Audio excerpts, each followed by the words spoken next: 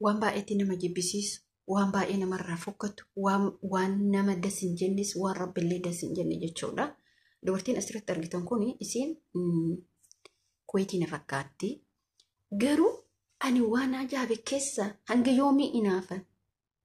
Inaafa isiin bakka haalli isiin itti haasoftu wanni isiin jettu baay'ee tokkotti kan nama gaddisiisu, nama jibbisiisa. Yaani waan isiin mucaa kanaan jettee arrabsitu. Otoo ollaa ishee na fakkaata ani ollaa ta'e haadha ta'e hin beeku ani gubbarraa gadi dhufe maal jettiini garaa dhorgite jechuudha.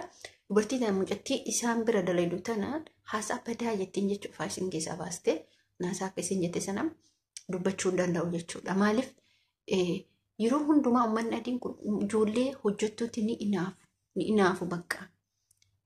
Uffanni isaan uffatan gaarii miti nuti akkuma arginu uffanni akkuma arginu jiraanna jechuudha. Assalaamu alaykum wa rahmatullahi wa barakatuh. Kam jirtu nagaa keessan fayya keessan isin jecha. Ani nagaa goote alhamdulillah galata rabbii. Akkam jirtu nagaa qabdu Ramadaan maal fakkaata? Ramadaan akkamitti gaggeessaa jirtan qophiin ani eegaa jirtanii. Alhamdulillah rabbil alamin rabbiin fuula ifaadhanii Ramadaanatti nu ga'ee. Nagaan nama qabee nagaan nama hiiku rabbiin haa taasisu. Hordoftoota kabajamtoota gammeeqa kamtu hanqate. Ramadaana waggaa kan Ramadaana amalfaa jiru kana jechuudha. Inshallah na ahli keenya wajjin maatii keenya wajjin muslimteetti wajjin rabbiin nagaan nu fide nagaan nurra haa galchu jenna. Kan isin jechuu barbaada hordoftoota kabajamtoota kiyyaa wanni isin jechuu barbaadu wallahi wanni dubartiin tun asirratti mucaa kanarratti hojjetaa jirtu baay'ee nama gaddisiisa. Dhugaa dubbachuudhaaf yeroo ammaa kana namni wallahi waan baay'ee nama gaddisiisu jechuudha. Wanni isaan hojjetaa jiran nuti warqee mana isaanii taanan ilmoo isaanii taanan nyaatarraa dhugaatii isaaniitirra taanan wanna hundumaa keessattuu jechuudha. Dhugumatti namni keenya ijoollee guutummaa namni keenya kun sirriitti itti bu'ee hojjeta.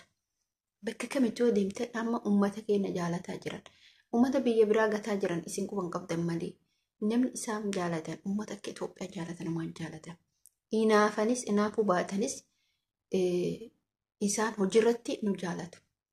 Ilmaan guddisa irratti nu jaalatu. Hojiirratti nu jaalatu. Garuu bakkeen isaan itti nu jibban inaafa irratti nu jibbu.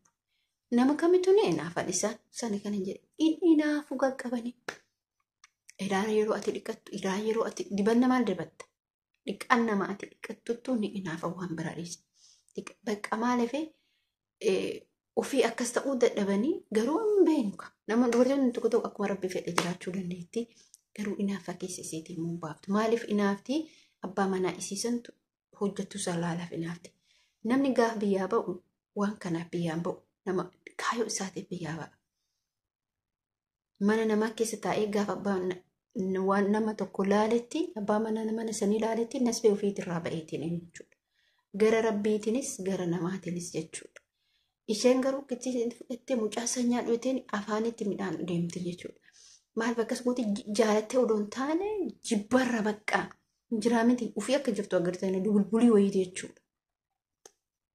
Dubartoonni tokko tokko bakka zim jedhanii akkanumatti taa'anii nyaatanii akka itti addaan deemantu jira. Ispoortii hojjannaan hin jiru. Bakka nyaatuu dhuguu bilbila isaanii akkas godhu bichaadha. Wata akka jechuudha. Faayidaan takka hin jirtu. Garuu hamma yoomii nama miidhaan. Isaan har'a nu miidhaan malee bor akka miidhaman hin beekan. Dhugumatti jechuudha namni keenya namni isaanii kun namni nu obsina nuti waan hundaan obsina.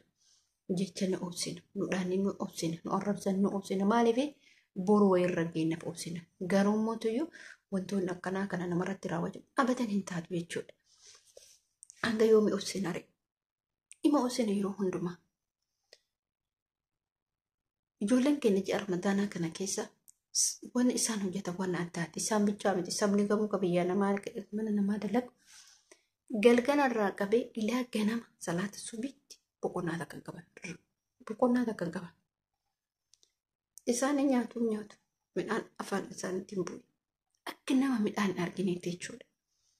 Garuu mootuyyuu utoo beekanii utoo waa hunda beekanii dhugaa rabbiitiitti mataa kanarratti nu baatu jechuudha. Utoo garuu nama kabajaan beekne keessaa tokko isa dhugumatti jechuudha. Waa hedduu bakka gara hamilee si cabsan jechuudha. Jechaan hamilee si cabsan, sii godhan hamilee si cabsan. Waa hundumaa siidhaan hamilee si cabsan. Bakka waa akkatuma irratti hamilee keessa cabsuu yaadan jechuudha. Yoo ati nyaattu jakeeriitiin kas ilaallee jira, yoo ati dhugdu jakeeriitiin kas ilaallee jira. Akkasiin jechuu barbaada obboleeyyan kiyya. Rabbiin mootiyyoo namoota akkanaa dubartoota akkanaa rabbiin isinirraa haa qabu, rabbiin isin haa qabbaniisu. Isin jechuu barbaada maaliif dhugumatti baay'ee bakka nama gaddisiisudha. Kanaaf waan isin jechuu barbaadu kanuma yeroo ammaa kanatti Ramadaanis dhufee jira. Namoonni sadaqachuu, namoonni beela baasuu, namoonni rakkataa rakkoo baasuu, dheebotaa dheebuu baasuu barbaadan namoonni yeroo ammaa kanatti garuu maal isin fakkaate waan qabdu irraa xiqqaatu irraa fira kee ollaa kee beelaa kee waan qabdu sanarraa sadaqadhu. Wallahi rabbiin arraabatoon taane borusi. Ati bakka biraa argan jedhi meeqa kamtu jira yoo ollaan kee beelaa ta'e, yoo obboleen kee, yoo firri kee, yoo obboleettiin tee rakkattuu taate ji'a rahmataa kana ji'a keerii kana sadaqadhu. Sadaqaan sawaaba. Maaliif jiini kun ji'a rahmataati jechuudha. Ji'atti sadaqatanii, ji'atti kennatanii, ji'a dheebotaatti dheebuu baasanii, ji'atti ka daaras ka baasuu barbaadu, guyyaa iidaa sanillee ka gammachiisuu barbaadu. Gammachiisuu. Maatii keetillee mootuyyuu gammachiisuu. Firoottan keellee mootu gammachiisuu. Maaliif gammachuun ati isaan gammachiiftu sun har'a osoo hin taane boruuf faayidaa see qaba jechuudha. Kanaaf asumarratti dhaabaa ani viidiyoo kiyyaadhaa jechuudha. Inshaallah rabbiin ramadaanaa nagaan ittiin nu haa ga'u. Ana ahli kenna wajjin ka jaalates ka jaalallee isaa wajjin, haadha manaa isaa wajjin, maatii isaa wajjin, ummata muslimaa wajjin, ummata Oromoo guutuu wajjin, saba kama wajjin, wallahi muslimaa muslimtiitti wajjin rabbiin ana ahli kenna wajjin nagaan ittiin nu haa ga'u. Keerii dalagadhaa, keerii facaafadhaa, boruu haammattanii har'a yoo keerii facaafattee boruu haammattaa. Kanaaf isin jechuu barbaade hordoftoota kabajamtoota kiyya asirratti maal dubbachuu barbaade namoonni qirii walitti qabaattan ofii walii godhaa, afuunan illaa waliin jedhaa. Bakki jirtanitti jechuudha. Kamiidii irratti wal meeqa kamtu jira. Hanga kanaa yoo hanqate immoo meeqa kamtu jira. Rabbiin akkanumatti guutuu qixxee qimittee ittiin nu haa deebisu isiniin jedha. Inshaallah bismillah yoo rabbiin jedhe. Rabbiin sanaa guutuu akkanumatti ahli kenna wajjin, ummata muslimaa wajjin rabbiin itti nu haa deebisu. Nagaan qabnee ramadaana kanallee nagaan nurraa kagalu rabbi nu haa taasisu. Akkas isiniin jechuu barbaada. Namoonni haaraa taatan viidiyoo keenya laayik gochuuf, sheer gochuuf yaada qabattan nu barreessaa isiniin jechuu barbaada.